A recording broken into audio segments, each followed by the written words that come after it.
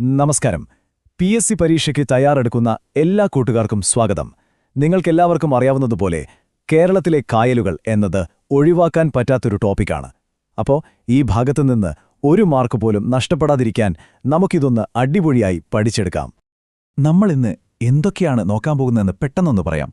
ആദ്യം കുറച്ച് അടിസ്ഥാന വിവരങ്ങൾ, പിന്നെ നമ്മുടെ പ്രധാനികളായ വേമ്പനാടും അഷ്ടമുടിയും, അത് കഴിഞ്ഞ് ശുദ്ധജല തടാകങ്ങളും ഒരു ക്വിക്ക് റിവിഷൻ ടേബിളും, ഏറ്റവും അവസാനം ഇതെല്ലാം ഓർത്തുവെക്കാൻ സഹായിക്കുന്ന കിടിലൻ മെമ്മറി കോഡുകളും. റെഡിയല്ലേ? ഓക്കെ, അപ്പോൾ നമുക്ക് തുടങ്ങാം. ഏതൊരു ടോപ്പിക്ക് പഠിക്കുമ്പോഴും അതിൻ്റെ ബേസിക് സ്ട്രോങ് ആക്കണം, അല്ലേ?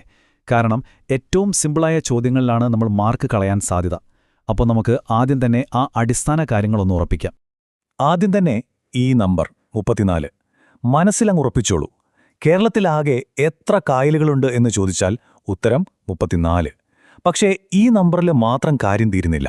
ഇതിനെങ്ങനെയാണ് തരംതിരിച്ചിരിക്കുന്നത്? അതാണ് അടുത്ത പോയിന്റ്. നോക്കൂ, ഈ 34 കായലുകളെ നമ്മൾ രണ്ടായിട്ട് തിരിക്കുന്നുണ്ട്. അതിൽ 27 എണ്ണവും കടലുമായി നേരിട്ട് ബന്ധമുള്ളവയാണ്, അതായത് ഉപ്പുവെള്ളം കയറുന്നവ. ബാക്കിയുള്ള വെറും 7 എണ്ണം മാത്രമാണ് ശുദ്ധജല തടാകങ്ങൾ. അപ്പോൾ ഈ 27-7 എന്ന കണക്ക് വളരെ പ്രധാനപ്പെട്ടതാണ്. ഓക്കെ, ഇനി PSCയുടെ ഒരു സ്ഥിരം നമ്പറുണ്ട്. നമ്മളെ കൺഫ്യൂസ് ചെയ്യിക്കുന്ന 2 വാക്കുകൾ തരും. ഇതാണ് ആ വാക്കുകൾ: ലിംനോളജിയും പോട്ടമോളജിയും. സിമ്പിളാണ്. ലിംനോളജി L ഫോർ ലേക്ക്, അതായത് കായലുകളെക്കുറിച്ചുള്ള പഠനം. പോട്ടമോളജി ആകട്ടെ നദികളെക്കുറിച്ചുള്ള പഠനമാണ്. ഇത് നമ്മൾ മാറിപ്പോകരുത് കേട്ടോ. ഓക്കേ, ബേസിക്സ് കഴിഞ്ഞു. ഇനി നമ്മൾ വരുന്നത് ഈ ടോപ്പിക്കിലെ ഹീറോയുടെ അടുത്തേക്കാണ്, വേമ്പനാട് കായൽ. ഇതിനെക്കുറിച്ച് പഠിക്കാതെ കായലുകൾ എന്ന ഭാഗം പൂർണ്ണമാകില്ല. ഏറ്റവും കൂടുതൽ ചോദ്യങ്ങൾ വരാൻ സാധ്യതയുള്ളതും വേമ്പനാട്ടിൽ നിന്നാണ്. അപ്പോൾ ശ്രദ്ധിച്ചിരിക്കുക. വേമ്പനാടിന്റെ പ്രത്യേകതകൾ നോക്കൂ. എല്ലാം സൂപ്പർലേറ്റീവ്സ് ആണ്. ഇന്ത്യയിലെ ഏറ്റവും നീളം കൂടിയ കായൽ, ഇന്ത്യയിലെ ഏറ്റവും വലിയ തണ്ണീർത്തടം, കേരളത്തിലെ ഏറ്റവും വലുതും നീളമേറിയതുമായ കായൽ, പിന്നെ കേരളത്തിലെ ഏറ്റവും വലിയ റാംസർ സൈറ്റ്. കണ്ടില്ലേ? ഈ 4 പോയിന്റുകളും ഒറ്റയടിക്ക് പഠിച്ചാൽ 4 ചോദ്യങ്ങളുടെ ഉത്തരമായി. വേമ്പനാട് കായൽ എന്ന് നമ്മൾ പൊതുവായിട്ട് പറഞ്ഞാലും ഓരോ ജില്ലയിലും ഇതിന് ഓരോ പേരുണ്ട്. ഇതൊരു സ്ഥിരം ചോദ്യമാണ്. ആലപ്പുഴയിലെത്തുമ്പോൾ ഇതിന്റെ പേര് പുന്നമടക്കായൽ എന്നാകും. നെഹ്റു ട്രോഫി വള്ളംകളി നടക്കുന്നത് ഇവിടെയാണ്. എറണാകുളത്ത് ഇതിനെ കൊച്ചി കായലെന്നും വീരൻപുഴ എന്നും വിളിക്കും. ഈ 3 ജില്ലകളും പേരുകളും കണക്ട് ചെയ്ത് പഠിക്കണം. ഇനി പറയുന്ന കാര്യം പ്രത്യേകം നോട്ട് ചെയ്യുക. ഏറ്റവും കൂടുതൽ പേർക്ക് തെറ്റുപറ്റുന്ന രീതിയാണിത്. തണ്ണീർമുക്കം ബണ്ടും തോട്ടപ്പള്ളി സ്പിൽവേയും രണ്ടും കുട്ടനാടിനെ സംരക്ഷിക്കാനാണ്. പക്ഷേ എന്തിൽ നിന്ന്? അതാണ് പോയിന്റ്. തണ്ണീർമുക്കം ബണ്ട് ഉപ്പുവെള്ളം തടയാൻ, തോട്ടപ്പള്ളി സ്പിൽവേ വെള്ളപ്പൊക്കം നിയന്ത്രിക്കാൻ. ഒന്ന് സോൾട്ട്, മറ്റൊന്ന് ഫ്ലഡ്. ഇതോർത്താൽ മതി, 1 മാർക്ക് പോക്കറ്റിൽ.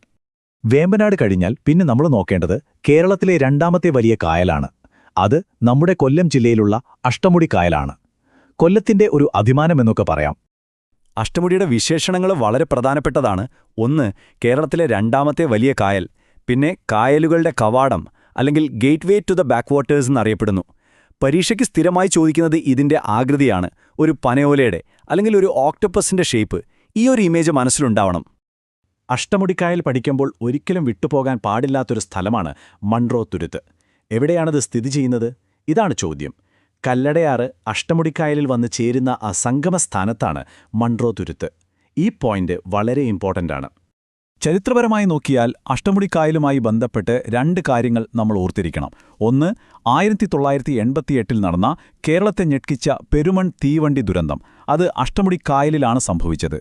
രണ്ടാമത്തേത്, കേരളത്തിലെ ആദ്യത്തെ സീപ്ലെയിൻ സർവീസ് തുടങ്ങിയതും ഇവിടെയാണ്. ഓക്കെ, നമ്മൾ ഇതുവരെ സംസാരിച്ചത് ഉപ്പുവെള്ളം കയറുന്ന പ്രധാനപ്പെട്ട 2 കായലുകളെക്കുറിച്ചാണ്. ഇനി നമുക്ക് നമ്മുടെ 7 ശുദ്ധജല തടാകങ്ങളിലെ ഏറ്റവും പ്രധാനപ്പെട്ട 2 എണ്ണത്തിലേക്ക് വരാം. അതായത് ഏറ്റവും വലുതും ഏറ്റവും ചെറുതും. ഇതൊരു പെർഫെക്റ്റ് കമ്പാരിസണാണ്. ഒരു സൈഡിലെ ഏറ്റവും വലുത്, മറു സൈഡിലെ ഏറ്റവും ചെറുത്. ഏറ്റവും വലിയ ശുദ്ധജല തടാകം കൊല്ലം ജില്ലയിലെ ശാസ്താംകോട്ട കായലാണ്. ഇതിന്റെ വിശേഷണം കായലുകളുടെ റാണി എന്നാണ്.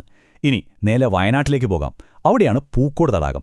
ഇതിന് 3 പ്രത്യേകതകളുണ്ട്. ഏറ്റവും ചെറിയ ശുദ്ധജല തടാകം, ഏറ്റവും ഉയരത്തിൽ സ്ഥിതി ചെയ്യുന്ന തടാകം, പിന്നെ ഏറ്റവും വടക്കേ അറ്റത്തുള്ള ശുദ്ധജല തടാകം.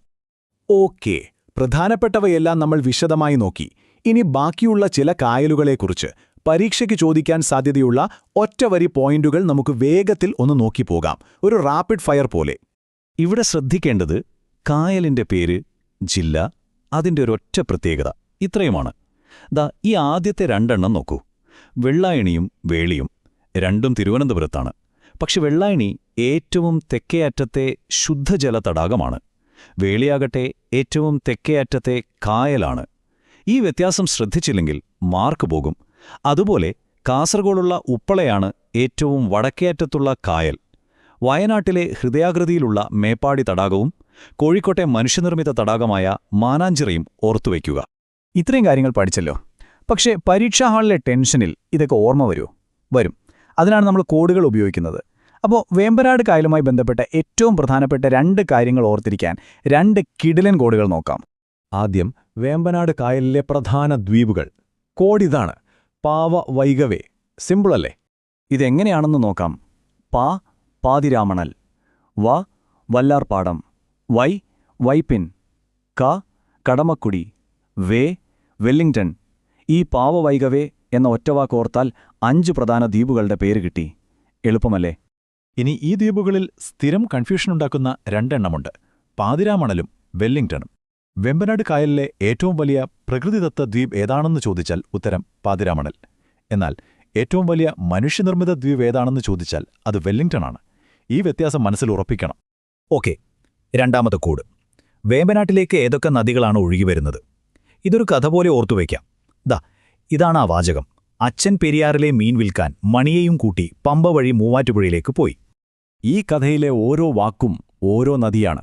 നോക്കൂ: അച്ഛൻ കോവിലാർ; പെരിയാർ, അത് പെരിയാർ തന്നെ; മീൻ, മീനച്ചിലാർ; മണി, മണിമലയാർ; പമ്പ. അവസാനം മൂവാറ്റുപുഴയാർ. കണ്ടില്ലേ? 6 നദികളും ഈ ഒരൊറ്റ സെന്റൻസിൽ കിട്ടി. ഇതൊരു രക്ഷയല്ലേ? അപ്പോ നമ്മൾ കേരളത്തിലെ കായലുകൾ എന്ന ടോപ്പിക് അടിമുടി റിവൈസ് ചെയ്തിരിക്കുന്നു. പ്രധാനപ്പെട്ട പോയിന്റുകൾ, കൺഫ്യൂസിംഗ് ആയിട്ടുള്ള ഭാഗങ്ങൾ, പിന്നെ എല്ലാം ഓർത്തുവെക്കാനുള്ള കോഡുകൾ വരെ ഇപ്പോൾ നിങ്ങളുടെ കയ്യിലുണ്ട്. ഇനി ഇത് നന്നായി ഒന്നുകൂടി ഉറപ്പിക്കുക. ഈ ഭാഗത്തു നിന്നുള്ള മാർക്ക് ഇനി നിങ്ങൾക്ക് നഷ്ടപ്പെടില്ല. എല്ലാവരും നന്നായി പഠിക്കുക. All the best.